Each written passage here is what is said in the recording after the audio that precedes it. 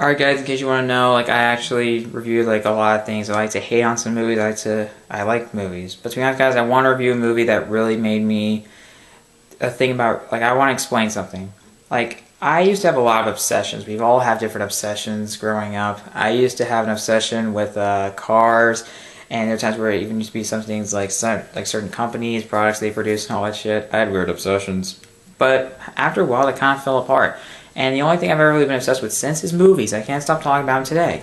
And actually, I became more obsessed with movies around 2000, around, what the hell was that? I was saying that, something like that. Around late 2012. But it reached a massive high point around 2013. Especially when I saw the movie I'm reviewing right now. This is a movie that's played a major part in my life as a critic. It's a movie that I can't stop talking about. It's one that I think is one of my favorites of all time. It really, in my opinion, has set the stage for... God damn, what's wrong with this focus? God. I gotta get a new camera. This thing sucks.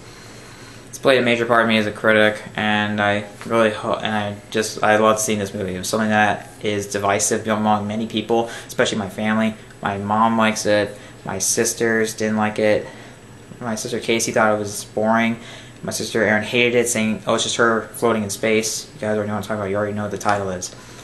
One of my sister's friends, Erin's friends, hated it. Also, one person in my English class, money maths class, hated it.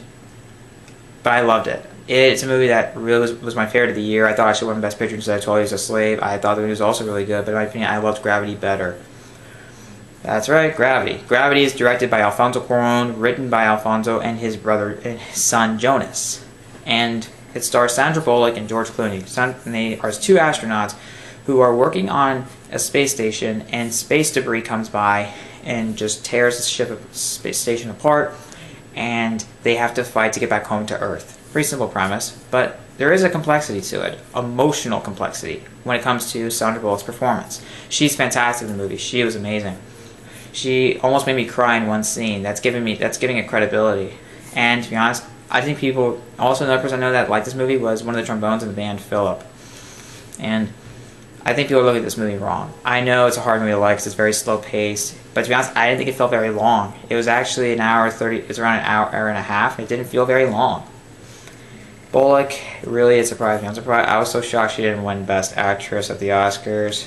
I mean, she gave me a character who's inexperienced. She's really scared. I really felt for her.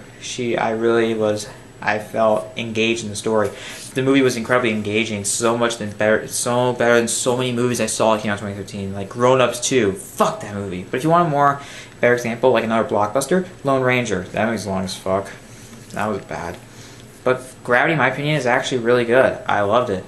The visual effects in this movie are phenomenal. The work from Framestone, I believe. I have no idea, actually. I gotta look at the company's name. But they did such a fantastic job. The movie, it didn't look fake at all. Like, sometimes in movies you can actually tell when visual effects are fake, like in The Last Airbender and After Earth. And even like older movies, but of course, those things that had outdated technology. But it looked 100% real. It looked like it was shot in space. And the cinematography also plays a huge part in that. Like, Emmanuel Lubezki, I believe that's his name. He did such a fantastic job. The cinematography almost feels like it's like a point of view shot. It's like you're actually seeing what's going on. And my God, is it unsettling? The movie left me. I actually saw this movie again on TV so many times, and yeah, I feel nauseous sometimes. There's one time I felt nauseous, and also I had a bad feeling in my stomach. That's just how it works in bringing in the tension. But the weirdest thing is, when it comes to the sound design, the sound mixing, and editing, sometimes there's never any sound, and that's scientifically accurate. Sometimes the only thing you ever hear is Stephen Price's score, which is phenomenal, and really helped set the tone for many scenes, and really kept me watching it, really pumped me up, and really helped bring that feeling of tension, really left me anxious, paranoid, even claustrophobic. Seriously, that is credibility to a film that's only an hour and a half. Seriously. It's where people say, "Oh, the movie's bad, it's so boring." To be honest, people need one more detailed review. They probably believe my review more. God damn, what's wrong with this fucking camera? The focus. What's wrong with this thing? This movie's played a major part, though. 5 out of 5 stars, no doubt. One of my favorite movies of all time. One of the best of the year, in my opinion. It's just amazing. It had some incredibly tense sequences. I mean, the movie had such an eerie atmosphere, and how it brought tension without really relying on without relying on sound. That's actually what helped to make it better, because you would never know if a piece of debris was going to hit Bullock or what was going to destroy. It just brought that real feeling of tension to it. The visual effects, they were so amazing. The amount of detail put into it. I mean, my God. Alfonso Cuarón did a fantastic job. I mean, he hones in the tension. And the opening scene. See, this guy's known for a long shot, for a continuous take. The first scene is 12 minutes. It's a 12-minute take. That is amazing. The movie has a great visual style to it. It has this unique visual style that really captures the eye. I can't stop talking about this movie today. Seriously, that's how much I love this movie. If I can't stop talking about it almost 2 years after its release. That is credibility. And that's really succeeding at satisfying your audience. It was also a major hit, and the budget they spent on this, I've seen movies with bigger budgets with worse special effects. Of course, Last Airbender and After Earth. This movie had, Gravity, $100 million. $714 million at the box office. It was a major hit, even though I know some people that hate it. A lot of people, actually.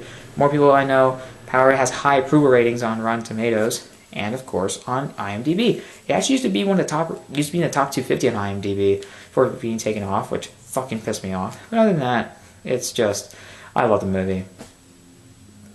You guys are obviously going to be bashing me saying I'm wrong, but to be honest, the amount of detail I put in this review, it's just, people are just going to be contradicting you saying that. Well, this guy really knows how to sell. You're just saying, oh, it's just bad and shit. Whatever, that's your opinion. Say whatever you want. I don't give two fucks. I love the movie. You're not going to change my opinion. And you're not going to call me wrong. You can't call me out. Yes, there are times where it just throws out scientific accuracy. But to be honest, it did that in order to get the story a real conclusion. And the conclusion they get the story, well, kind of unrealistic. I still thought it was better. And to be honest, it made me love the movie so much. So, I don't care. Subscribe to my channel, comment below what you thought. What did you think of Gravity? Did you hate it? Did you love it? Did you think I'm wrong? Did you like it? Whatever the hell. And subscribe to my channel and expect more videos.